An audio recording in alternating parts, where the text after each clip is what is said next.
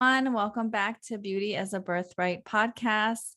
Today, Tamsin and I are super excited to welcome our guest, Franchesca Isaac, who is the co-owner of Alma Acupuncture based in Philadelphia. She identifies as a multicultural Black and Puerto Rican, daughter of immigrant parents from the U.S. Virgin Islands, and a passionate plant lover. Welcome, Franchesca. Thank you. I love that intro. We just dissected your bio. So yeah. Welcome. I also wanted to add like someone who I have such a big crush on. Me too. Me too. My gosh. But I didn't want to make it creepy. What is the most beautiful thing about you today? Oh my gosh. I don't know. Today, that is, I guess that I'm growing a baby, right? So I feel like maybe that's the thing that I feel is most beautiful today and right now. Yeah. That is such a good answer. That's kind of like, that's like a mic drop. It's like, well, just growing a baby. Like pretty much that. That's the end of this episode. Thanks for having me, Franchesca. Okay, so thank you for sharing that. And then sorry to go back, but back to that initial question about growing up as a multicultural child and how this impacted the way that you understood and now understand beauty. Yeah, I feel like it's such a like deep question. There's like so many ways I can take that, talk about it. So both of my parents are from the Virgin Islands, and one is from St. Thomas, the other is from St. Croix. My dad is Black, Afro-Caribbean, and my mom is Puerto Rican. And growing up in a household like that, it was definitely, we had our cultural values were so different than most families and most kids in the US. My parents were more strict. They had different like guidelines for us. And I think as a kid, you just want to fit in with everything. Mm-hmm. So you kind of push your identity to the side. Growing up I always kind of identified just as Black for a really long time, because when people look at me, they're like, oh, you're just Black. You just look Black. Mm-hmm. So, and it's very interesting going in stores with my mom. She's a very fair, like very light skinned Puerto Rican woman. So definitely I was feeling like all of my family and my cousins, there's definitely a broad range of skin colors when it comes to Puerto Ricans, but in our family, it can range from anything. But I found that, wanting to identify, like, I'm both, and then for a while, it's just like, I don't even care. Like, yeah, I'm just Black. Like, oh, and then if like people get into it, then I'm like, oh yeah, my mom is Puerto Rican. But it's just, I feel like it's so complex. I can go everywhere with this. So, yeah. Well, what about specifically as that relates to beauty and kind of like the standards in Puerto Rican culture, standards in the U.S. Virgin Islands, and then being seen and identifying for a long period of time as just Black and, that aspect of it? Yeah. So I feel like as growing up, I also went to private school most of my life. So I think if anything, that probably shaped a lot of my beauty standards. So I went to predominantly white schools up until I was in 9th grade. And then growing up with, very fair skin Puerto Rican cousins, or my mom, or even my sister, who's like much lighter than me. I remember wanting to be lighter. I remember like one day, like taking a shower and being like, I wish I was like lighter skin, because that was like the thing that was beautiful, or the thing that was the most around me at the time, especially going to a private school where, maybe there were, I want to say, it wasn't like I was the only Black person there, but we were definitely the minority. So maybe like 6 to 8 Black people in the class, if I'm like remembering correctly, like up until 8th grade. And so my beauty standard kind of went against, like, I was telling somebody the other day that it's interesting because until I got to 10th grade, where I went to a more diverse school, I'd always be like, oh, I'm not pretty. Like, nobody likes me. Like, I'm not, I'm not beautiful. Like, who would have a crush on me? And then I went to 10th grade and like guys had a crush on me and I'd be like, what? Like, you have a crush on me? You like me? And then as I got older, I realized, I went to a predominantly white school and everything kind of shifted. And I was like, oh, I am attractive. Like, oh, people do like me. So, and how much that like set a tone for my, what I thought was beautiful, or what I thought people would think about me in terms of beauty, and not even thinking like, you are pretty, or like you are beautiful. Like, it doesn't, it was the craziest thing. I think that really impacted me for a really long time. Culturally within my family, I felt the same way. Like, oh, if I was lighter skinned, if I had like, if my hair was different, like hair is a big thing, right? In our culture. And I felt like, oh, if my hair was only straighter, then I would be pretty. Like, Were so you all these told things. that you were beautiful growing up by your family? No. So Was like, that something? Yeah. no, our family wasn't like, we weren't very affectionate, or like there wasn't like a very positive home where it was like you were told these like really nice things. So I do it for my daughter. Like I think it's very important that she hears that I think that she's beautiful, or, oh, that what you did today was a great. I always tried to like be that positive voice, because as you get older, like your parents' voice becomes like the dominant voice in some of your decision making. So, like, I want it to be good things. Yeah. Yeah. What your conversation, you're explaining like what your childhood was like and then going to school reminds me of our last episode, I think, or a couple episodes we did with Amrit Singh. She's based in Canada, and she talked a lot about high school, how she also in school, she didn't grow up being considered the beautiful person, and she's Southeast Asian, so colorism is a big thing. And then all of a sudden she got into high school and like she just learned how to do makeup and hair, and all of a sudden all the boys had crushes on her and she was considered beautiful. And so I think it's interesting because I think back on my childhood too. It's like I feel like that's when, at least I don't want to say for everyone, but I can hear it, like that's when boys start, and Angie mentioned this too, like boys start paying attention to you. That's the moment that you feel like, oh, I'm beautiful, I'm pretty. And I think it's like, it says so much about our society that like, that's the first thing, that's our realization that we're beautiful. And then as adult women, like we go through our whole adulthood trying to be like, I don't need a man to tell me I'm beautiful on my own. And so it's this weird, like, it's just interesting. Like I maybe because I'm in this phase of my life where I'm like, I don't need another person, especially another man, to tell me that I'm beautiful. I'm trying to figure out what this feels like for myself. Oh yeah. Well, I mean, I agree with that too. before I met my husband, like I went through like this phase because I had to like really like appreciate my self-worth first. Yes. And on all levels, like, beauty, physically, internally, like what I have to offer, not just like offer, like I'm bringing, but like what I bring to this world, not like, oh, what I bring to this man. And when I became really grounded in that, then I was like, oh, like I don't really need anybody. Like I would like to find someone that I can share my life with, but if I don't meet them, I'm good. Like, so, and then I met my husband. So That's always it. Yeah, exactly. Yeah. That's kind of how it works, right? Yeah. Well, I want to know more about being raised in Black and Puerto Rican culture. First of all, I love St. Thomas. It's like one of my favorite places in the world because of the people in St. Thomas.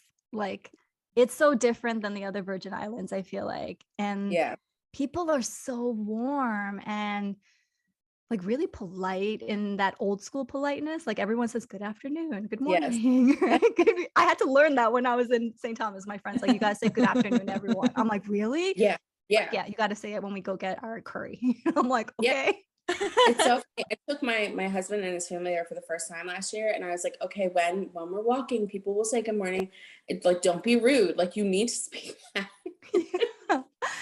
And so, but okay, so your dad's Black, your mom's Puerto Rican, but they grew up in the U.S. Virgin Island, which is like a whole different culture, and then moved to the U.S. And so, with these different cultures, are there beauty standards or beauty rituals? Well, you talked a little about colorism and hair is a big thing, but are there beauty rituals that you grew up with growing up from these two cultures that? Yeah, I feel like in terms of like beauty rituals, I don't really remember any. And I think maybe that was more shaped by my mom, who I think she had her own like beauty rituals, like when we were going out, like she would like, I guess I would say, if now that you say that, I guess like jewelry is one. Like I find that like people like to adorn themselves in jewelry, like especially gold. And so her big thing was like she would like get ready and put on her makeup, but she would always have her jewelry, like she would always have her gold and her rings, and like, you know, she got this from this, you know, her grandmother, or she had this from her mom, and she holds on and values like, you know, earrings and rings and necklaces and till this day she's the same. And I do think there's a little bit of that that comes culturally from the islands. I don't know if I necessarily would say she had a specific ritual other than like those are the things that she held dear to her. I was like a little bit of a rebel. So anything that had to do with like what you want me to do, I was like, no. So I think I did go through a phase where like I was really into like gold jewelry and you know, getting my nails done like my mom. And I think colorism is a big thing in Black and Puerto Rican communities. Like the lighter you are, the straighter your hair is, the more attractive you are. And I'm glad to see more things on social media and just in the media that is breaking down that stigma that you have to be light and Black or light and Puerto Rican and have a certain hair texture to be beautiful. But that was really a struggle because especially at the time that we grew up, you only see the same light-skinned Puerto Rican person on TV or like the same, or like on shows, it's like light-skinned Black women. So now that it's like we're embracing like all shapes and sizes and colors, it's really nice to be able to embrace like who you are and not feel like you have to fit into this image of what a Black person looks like or what a Puerto Rican person looks like when it comes to hair and skin texture. Yeah. And even like products, I keep thinking like growing up, I think that was the biggest thing with me. It's like I couldn't find foundation that worked or like eyeliner that worked, and like I didn't use any sort of Asian products because a lot of them had whitening creams, and my natural skin tone just doesn't look good that pale and white, you know, compared to my hair. And it's and even like sunscreen, something so simple like sunscreen, you couldn't find sunscreen that had like a tint to it, so like you would just put it on and it's just white skin. Right? You gotta like rub it in. And you're rubbing forever. Like you're literally rubbing forever to get the white to like, it's really literally the fact that like there's Black girl sunscreen and I feel like it's fairly new still. And I was like, are you telling me that like why did it take so long for somebody? I'm so thankful that they came up with the sunscreen that, you know, you don't have to rub in for 30 minutes to blend in, so that you don't have to white streaks on your face. But it's like, I feel like those things are so simple, and it's just so sad. It really makes me angry though, because I'm just like, you know, it's like the discrimination and the implications that there are people with various, like there aren't people with various skin textures. Everything doesn't work for everyone. So it's just frustrating, but I'm glad that we're like breaking away from that now. Yes. I saw this video of a former Sephora employee who was like mocking one of her corporate meetings when she worked there. And it was really disgusting how they like intentionally would put products for Black people or like highly pigmented skin types in like a certain area of the store as like kind of like a weird type of segregation. Yeah. And the way that they talked about it and like the price point of it. And they were like in the meeting, they would say things like, oh, but I don't know, this product's a little expensive for that community. And she did like a role play mock-up before she, like right after she left Sephora. And she's like, this is how disgusting some of these meetings are. And it comes off. Oh, sorry. What's that? No, sorry, go on. No, I mean like the way that she was reenacting it, they sound in the meeting so like PC and like thoughtful, but there's that like underlying racism that's really, and classism that like they throw in together. That's awful. Anyway, I just thought of that when we were talking about how it's been like, it's taken forever, still has a ways to go, but thankfully there are more brands coming out with like a much wider range of shades. It just goes to show you like that's just like white supremacy, right? It's just like they think that we don't need to develop these products because these people are not going to buy them, right? But it only took one person to like think like, I'm just going to make this, right? And then you realizing that this is like an untapped massive market, right? Yeah. No, I think about it in the world, like how many people are skinny, thin, white, blonde hair? Not that many, right? Like naturally either. And think about all these untapped market that like we're desperate to buy things. And I think it says a lot where it's, I don't know, it's like consumerism. It's like you need money and power to get these products in and then hopefully like change the system. But yeah, I don't know. It's like, I went to Sephora the other day and it's like Rihanna's product is like right in the front. And like when I looked at her shades, I was like, oh my God, there's so many shades. Like even from one to the next, it's just like literally a couple shades, like so subtle. But that subtleness is like what you're looking for in a really good foundation. Yeah. Mm-hmm. Yeah. And I loved, I think, was it her Fenty line that you could pick on the website? You can pick photos of people that look like you. Oh, really? To help you figure out the shade. Oh, why did it take so long? I know. I'm like, this makes it so much easier. I wouldn't have been wearing blue mascara all through middle school. I know, like. Okay. But okay, Franchesca, I want to shift back to when we started, you were talking about how most children, and this is true, want to fit in. And even though you came from a really unique background of multicultural cultures, you did still feel that tendency to want to fit in. However, there was a point where things shifted and you began to feel really proud of your heritage and where you came from. And I want to hear when that was, if you remember what exactly it was. I know you talk about changing from thinking you weren't attractive and people wouldn't have a crush on you to then later in high school realizing, no, you are those things. Is that when that took place, or was this a different time in your life? I feel like it was later on.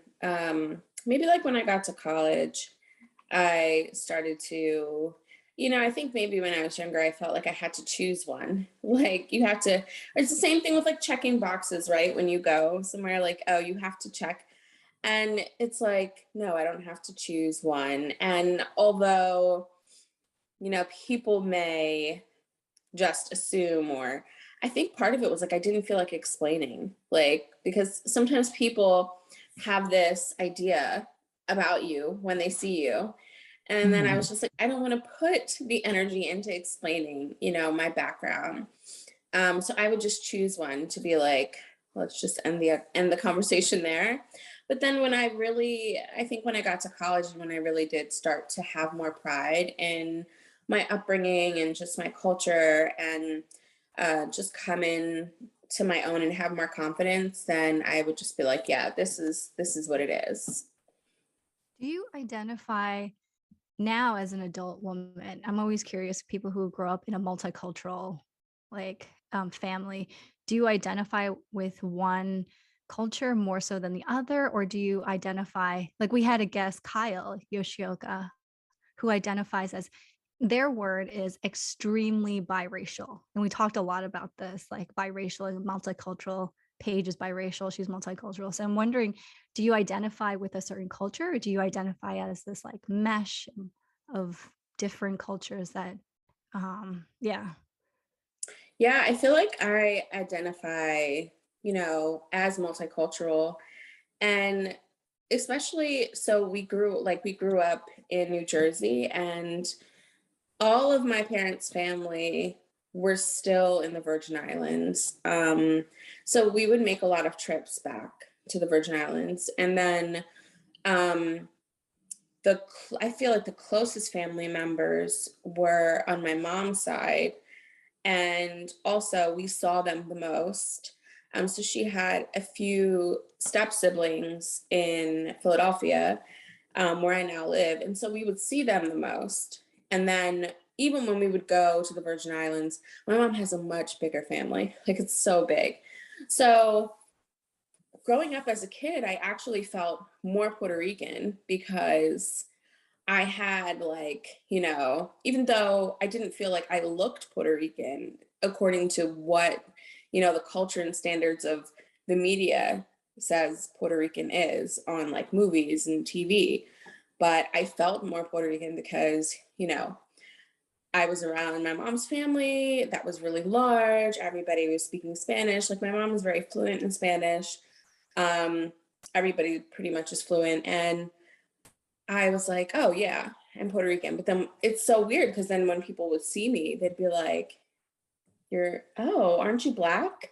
And then I'd be like, well, and then I would start explaining to them. And then after a while, I would just be like, yeah, I'm Black. And then they would meet my family and they'd be like, oh, your mom. Or they would pick up on my parents' accent. They have like an island accent. Yeah. And they'd be like, well, where's your family from? Because they don't sound like they're from here. Because people have a preconceived notion of Black people too. Yeah. They just assume Black people are either Black Americans or come from Africa. They forget like Black people exist in the islands, in Puerto Rico, like in the, it's a different culture too. I definitely think it's like preconceived notions of like, oh, if you're Black, you're just from the States. Like, your family's just from here. Like, there's no lineage, there's no history. You're just Black and you're from here, and that's it. I think it's like also like an ignorant mentality, but I definitely feel like it's like a popular one where people just think like, oh, it just stops here. Like, you don't have any history, or you couldn't possibly be from, just say like, country like Brazil, where there are, Black Brazilians. So I don't know. It's interesting. And maybe it is truly ignorance in the word, where like they just don't know, so they truly don't know. So they have these ideas of what they expect from someone. Yeah. You see that with Asians too. Like, Asians are everywhere. Like, Asians are on St. Thomas. Like, there's a big Asian population there. And then in South America, a lot of Asians immigrate. A lot of Koreans immigrated to South America. So like, I've got friends who have like born and raised in Argentina with Argentinian last names. And like, you forget that like people exist everywhere. Yeah. Yeah. And there's so many too. I mean, there is always a joke that's like, you can find a Chinese restaurant anywhere you go.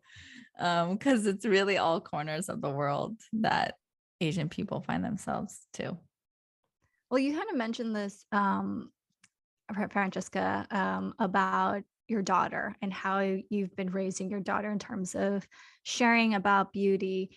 And so I'm curious to know, like, how do you consciously raise her to help her understand and relate to her own beauty? Because she's still young, right? Like, Yeah, how old is she? she's 6. Ah, Yeah.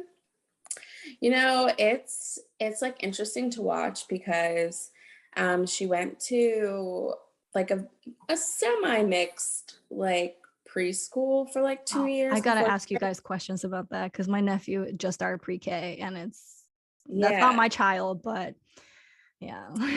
Yeah, and I remember I can't remember what she said, but I knew a few times like she kind of like implied that like she wanted to be like a different skin color, and I was like, no, this is not Mm, happening again, because I remember having the same feeling, and it's such a horrible feeling to have, thinking that you need to look different to be beautiful or to fit in. And I love the school that she went to. I just think that, like it was really different shades, and it was a Spanish like immersion school, so it was really like different cultures. But I think that maybe she felt like, oh, and I don't know what she was thinking. I mean, I'm probably looking into it way more. But I was thinking maybe she's like, oh, like I'm one of the browner or darker kids at this school, maybe I'd yeah. fit in more if I was a little lighter. So like it gave me the opportunity to really talk to her about like skin color, or even like talk to her about hair, because her hair is also like a different texture than mine, and a different texture than a lot of kids she goes to school with. And this is, I think, an ongoing conversation that I have with her about her hair. And I constantly tell her like, no, your hair is beautiful. Like she has very thick hair, like the curls are very, very tight and coily. um it's just a different way to care for your hair than other you know other Black people that go to her school now, different than me. And I told her, like, you can be the same shade as somebody and still have a different hair texture and have to take care of your hair differently.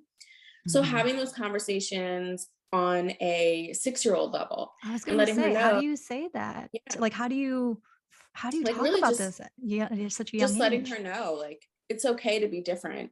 Like, your Yeah. hair is beautiful. Your hair doesn't have to look like, your friend who also could be Black that has a different hair texture than you.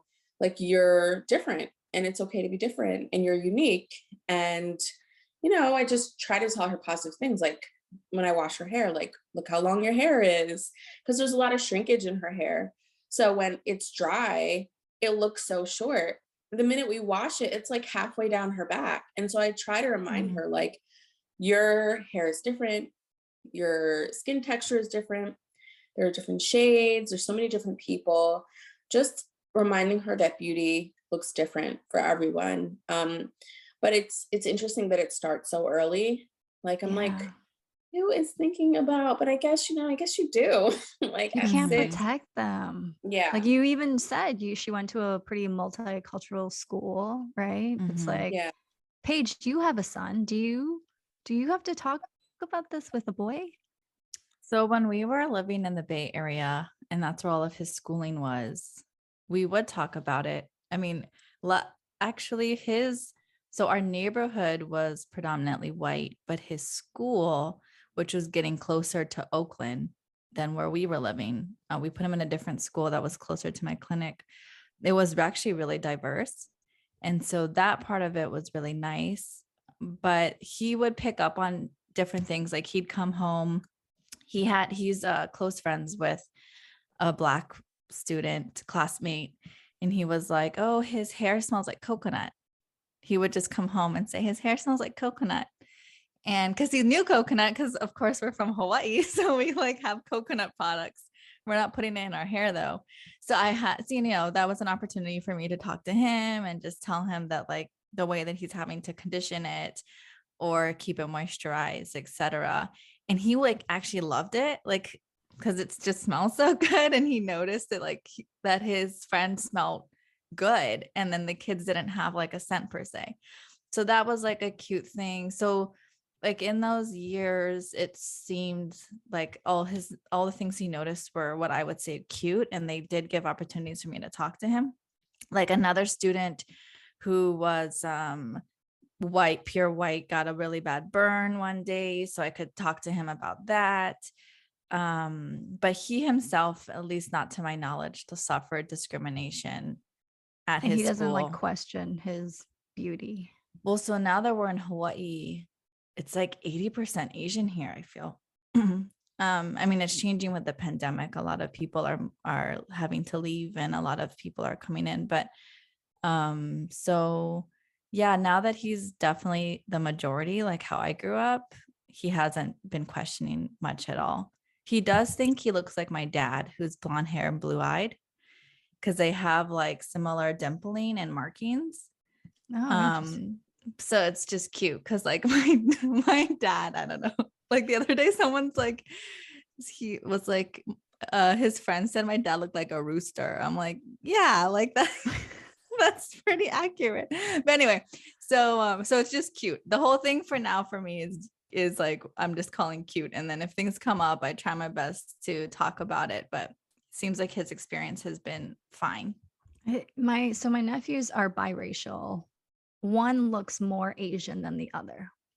And so it's like I try to, I don't know, it not concerns me, but it's like how the world perceives you is going to be very different. How people treat you are going to be very different because one looks more Asian, doesn't even look biracial. I'm just like, people are going to just look at you and see an Asian person and like have these conversations, especially with all this anti-Asian violence. And my older nephew just started preschool and he's the only person of color, and he looks more biracial, but all the kids are blonde hair and blue-eyed, like not even a brunette, like not even a redhead kid. They're all blonde hair and blue eye.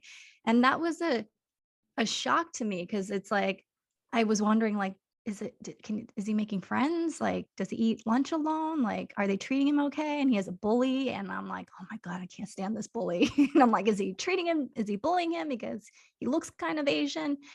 And so like I'm like, this is the reason why I can't have children, because I would just be worrying so much. Mm-hmm. But like I think growing up with cousins who are biracial, it's like kind of what you said, Franchesca. They grew up with more of my dad's family, which were all Korean. And so even though they were biracial, because they grew up with our family, they really related themselves to being more Korean, even though they really looked white, like, and so they still even identified. And when I had conversation with them as adults, I'm like, did you see yourself white or Korean? They're like, well, I saw myself Korean, even though I look white, because we just grew up in our family. We were closer. The side of the family was much closer. But I don't know. I hope, like, I think raising daughters and sons, I wonder, like, these topics about beauty and appearance, if they're different, and like, just thinking like how hard it was growing up as a girl. Yeah. Yeah. I will say though, once my in-laws told my son that he was too dark. And he was like, is it bad to be dark? And I was like, oh, no. Like, Hawaii.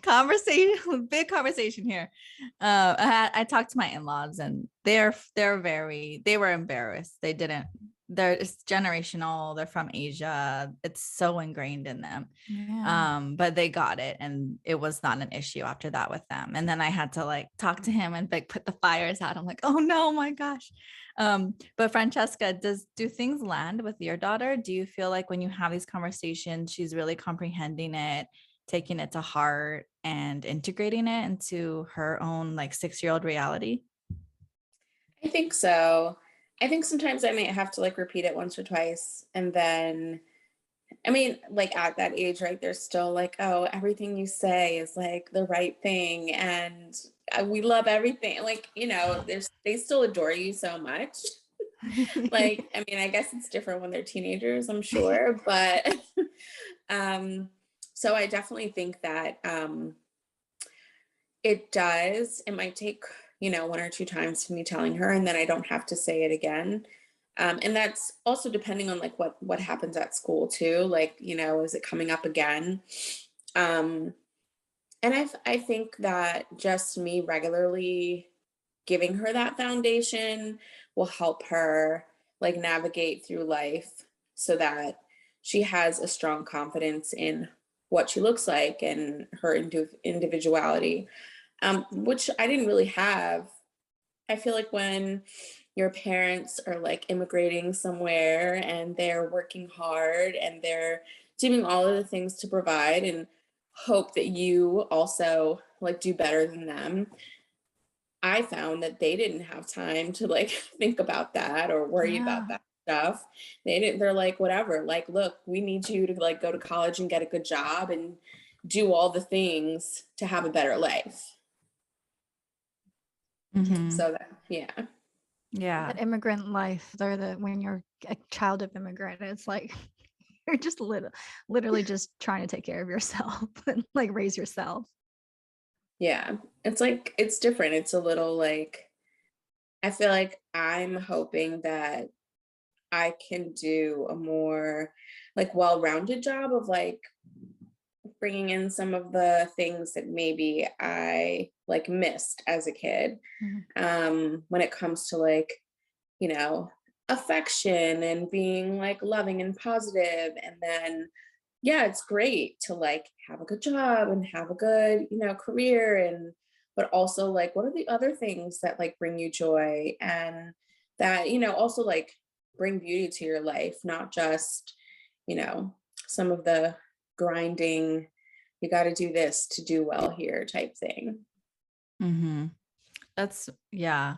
So your daughter's so lucky because you really are taking in all of the things that you learned, the parts that you felt like were maybe lacking that you could have really did well hearing, such as you're beautiful or the Yeah. lessons that you're speaking to her on as things come up at school. So that's really great. And then you have another one, you'll be on the way. So you'll Well, be, Well, a yeah. boy, right? yeah, so I'm having a boy.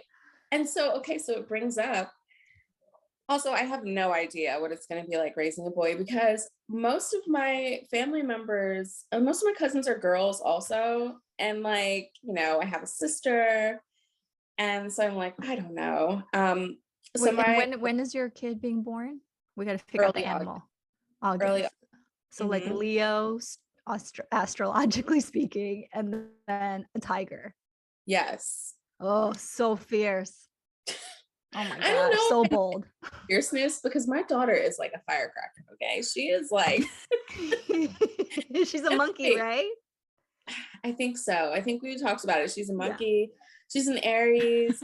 She Oh is man. like fire. Okay. She's just like, my husband was saying today earlier, he was like, your daughter never, like, she never gives it straight. So my husband is not her biological dad. So she calls him dad and everything. But what did he say? He's like, she never gives like a yes or no answer. She's always like, well, I'll tell you, but like, there's always like a point she has to make. And even with me, like it gets so frustrating. I'll be like, I was telling her yesterday something. And she's like, well, I don't know if I'm like, oh my gosh, can you please just listen? Like, I just need you to say yes. Like, I love yes. this. She's As like a so monkey, I nice. love this. We I'm would just like, be going back and forth. oh my gosh. I don't know, you might want to send her home or you might just really love her energy. You might just be like, hey, Franchesca, come get your child because I'm tired now. Like, I'm tired. So if you're saying that my next child is going to be really feisty, I'm just going to take all the naps now because I'm going to need it. Wow. Yeah. I Yeah. mean, having two nephews is wild because I've babysat like my whole life. And I used to babysit like three little boys when I was like 12 years old too. And it's just like, and I grew up with boys, but having little boys in your family, I mean, it's, we always joke, we're like, what would it be like if we had a granddaughter like or a niece? Because it would be so chill. I mean, they're wild, but they're rambunctious. And like, I love that energy about them. Like they're just, yeah, it's So shifting gears a little bit, Francesca, Tamsin and I are slowly starting to understand how body is also incorporated into beauty. Previously, we're just like, of course, beauty within is obviously something that we recognize and we're the most interested in, but we still would kind of isolate like face and beauty. But now through talking with guests, we're really getting better at bringing the body equation into it. So this kind of brings me to my next question with your Crohn's disease, which you're open about, you've shared about on social media.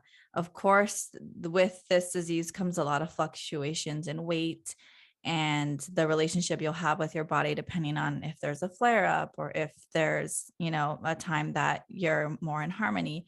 So I want to hear about how Crohn's has impacted your beauty story, whether it's really influenced your body image and the relationship you have with your body, and what else you've learned from having this over the Can you years. explain what Crohn's is for people who don't know what it is?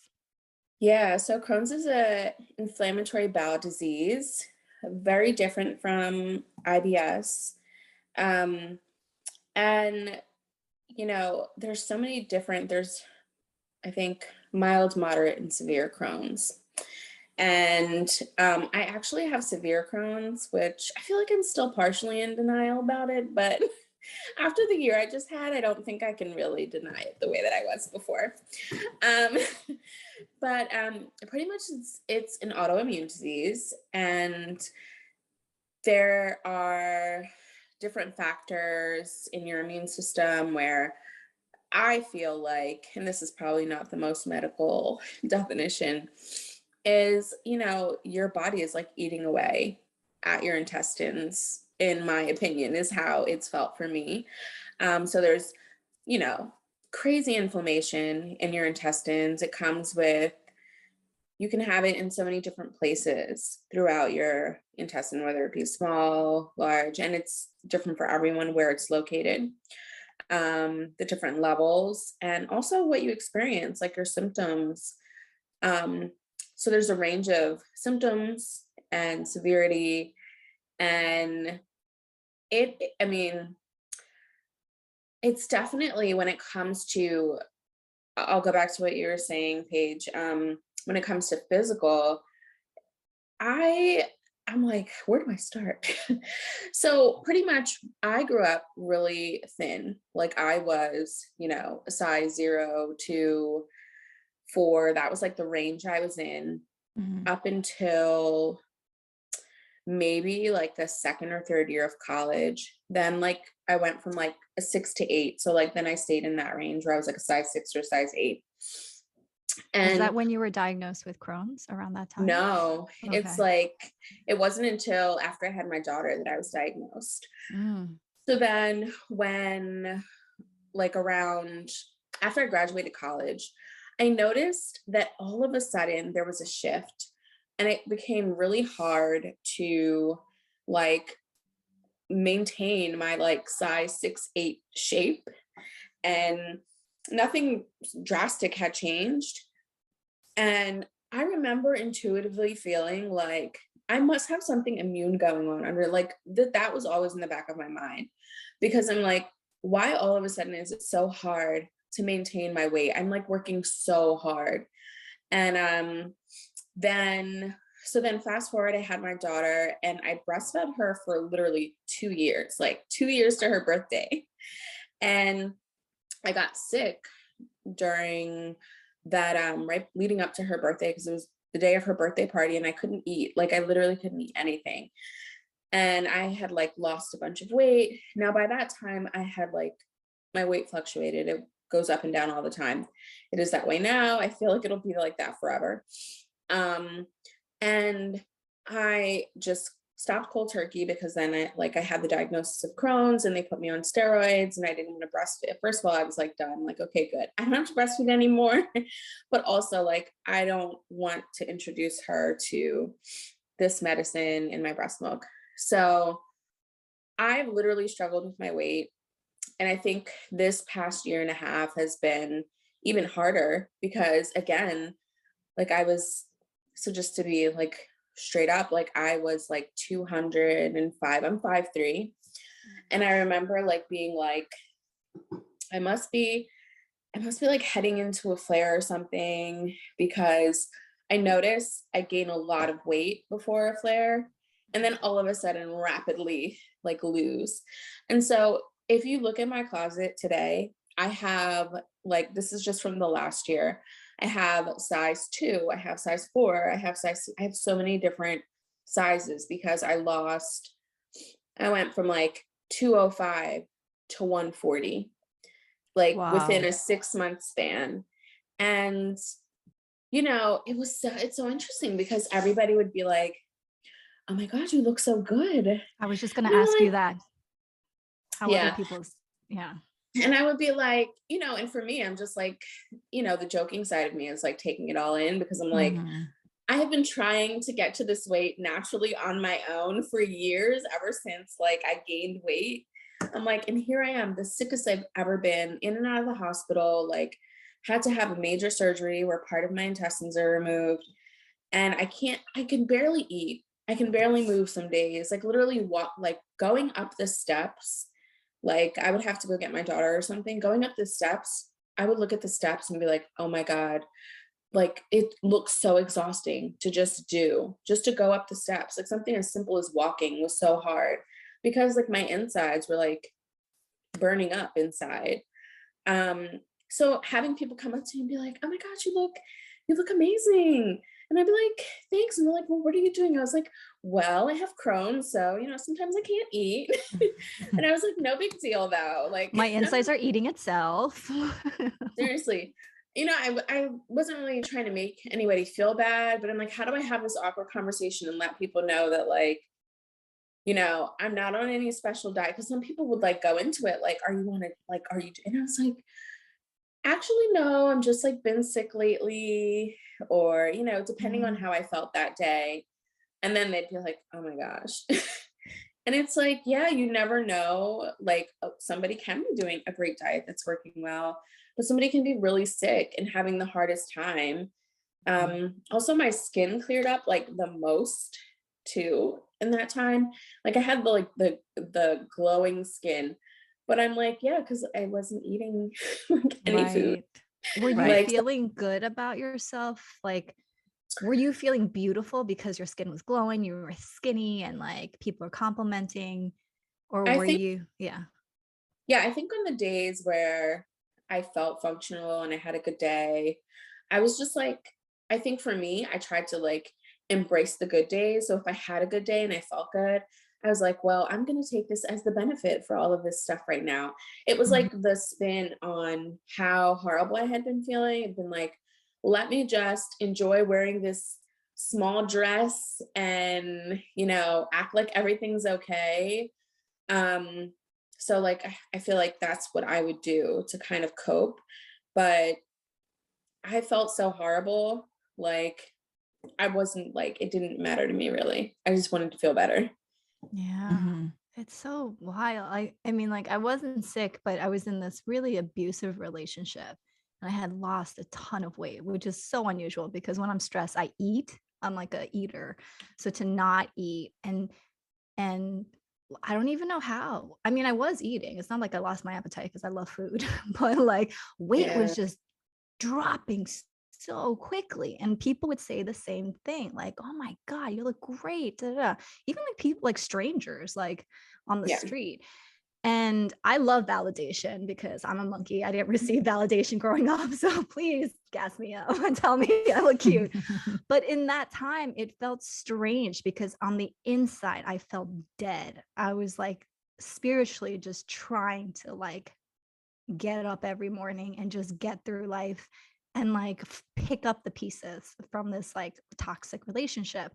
And so I look back on those pictures and we're all Chinese medicine practitioners, right? And we look at Shen, we can feel Shen, right? And so when I look at those pictures, I'm like, oh my God, I'm dead inside. Like I look cute on the outside, but if you look at my eyes, if anybody like an acupuncturist just looked at me, you know, you would see nothing. It was just like, Yeah. spirit, not here. Yeah, I wonder because Francesca, that glowingness, do you feel like that was just because there was a massive detox I think that, so. Mm. yeah. I It's wonder like though, like the eyes, was there clarity in the eyes? Was it also really like clear, or was it kind of what Tamsin's saying? Like This is nobody's Paige is like home. as studious no, Paige like is making this case study. I definitely felt like there was like clarity. Like I definitely felt like I was glowing. And I mean, I even look at pictures. I would say like the day, so with Crohn's, like you can have a day where you feel great and you feel like yourself. And so when I felt great and I felt like myself, like you said, it's like this massive detox, right? So like literally, I wouldn't say, so it was October where my flare started. I didn't have surgery until April. So from October to April, I was on no medication and I was just like detoxing. I couldn't eat anything really. My staples were like eggs. Eggs were like the things that didn't hurt. And for everybody, it's different. When you have Crohn's, you have different trigger foods. Hmm.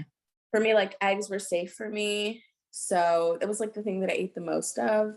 But like I didn't have sugar. I would drink these shakes that had like all vitamins so I can make sure that I'm not really deficient in like minerals, like essential vitamins and minerals that you need. And I think it was like the detox of everything. Like my skin looked great, but also like on the good days, because I felt so horrible, like my spirit was just so thankful to have a good day that like I think that like the shen in my eyes was still like really bright. Of Hmm. course, if you saw me on a bad day, it would be different, right? Right. But Does having an autoimmune disease make you feel more connected to your body or more disconnected? it makes me feel more connected, but also like it's a struggle because it's like I feel connected, but then at the same time, I feel out of control too, in a sense. Like where like I'm the type of person that like likes to like know everything that's happening and have some sort of control. Um, it helped me to also like dive into like things that maybe I haven't thought of in a while. Like, okay, I've always wanted to be this size again, but here I am, but not this way. Like, I didn't want to have to be this sick to get there. And I think when people were commenting on my beauty and like, oh, like you look so great, like you look the best. And I just kept thinking, like, yeah, maybe if it happened the way that I wanted it to. And it also gave me a perspective of like, you can't just, it's the same assumptions, like you can't just assume that somebody has lost all this weight and they've done it the healthy way, or Hmm. that things are going well for them and that's why they're here at this weight. Because we put these ideas like, oh, if you're larger, or if you weigh this size, then you're not happy or you're not healthy or you're not, it's all these negative connotations with this. So when you get to a certain size and people think like, oh, this is the ideal, this is where you should be, even like going to the doctor with like BMI, like, Yeah. it's a whole different story. It's just like, oh, you must be feeling great, like your life must be good, everything must be lined up. But here I am, like going in and out, like in the worst pain ever. Like I can't even describe the pain for you other Mm. than like I would just lay in my bed and not move. And there's no pain medication that would even help the pain. I read on Facebook in like one of the Crohn's groups, and it was like somebody wrote, how do you deal with pain when you can't take medicine or then nothing is working? And somebody wrote something like really funny, like the tears of my soul, like because it's literally like, and I just cracked up because I'm like, yeah, like it's that bad. Like Oh there's my nothing you can do other than like, you know, like cry about it. And what are you going to do? But it just goes back to say, like, you can't make assumptions about somebody's weight or physical appearance and attach it to good, beautiful, great, love and life. You have no idea like what's going on with someone. God. Hmm. Wow, that's Yeah. huge. That's Yeah. such an important message. And I think for our audience, our listeners to receive that, of course, something that I'm sure you're sharing with your daughter, and then your son who's coming will get that as well. So we want to also hear, we start by asking what's the most beautiful thing about you today. And then we end with asking guests, what do you want your beauty legacy to be? What do you want to hand down, the messaging, or what you envision your legacy around beauty? Yeah, that's such a good question. I think it's more like, like embrace diversity. I think that's huge. Something can be beautiful, like no matter what, you don't have to fit into what other people think that beauty needs to look or feel or act like, even from a physical inner beauty perspective, like you decide. I think for my kids, I try to definitely harp on that for them. Like if I'm leaving a legacy behind and they're kind of picking up on it, it's like, it's okay to be different and it's okay to do things differently. Just that everything doesn't have to look the same, be the same. Thank you so much. That's so beautiful, Franchesca. I love that. Thanks, Franchesca. So as we wrap up, where can people find you and follow you? This episode is going to come out a little later, so we'll have everything. Like if you have any events, you can find in the show notes. But tell everyone where people can find you and where you're based, and if they want to get to know more about you and your work. Yeah, so I'm mostly on Instagram because that's all I can handle. So I'm at Acu with Franchesca, and then Alma Acu Philly. I'm also popping in on there too. And I'm in Philadelphia, and I feel like I have various events come up, but I am not as, you guys like do so much. I'm like, should I be like you guys have other businesses? I'm like, I don't have that. And I don't know how they do it all. They're amazing. I don't know how Paige does it because she has like a kid and she has a husband and like you guys are both a big dog. Yeah.